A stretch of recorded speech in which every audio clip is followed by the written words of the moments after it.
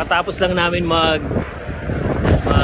lunch or early lunch. Nagutom eh. Kasi sobra yung headwind. So after 50k, kumain muna kami. So far, we are enjoying our Lawag trip.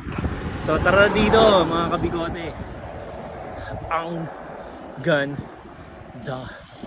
Sarap mag-ride dito sa Lawag. Oh.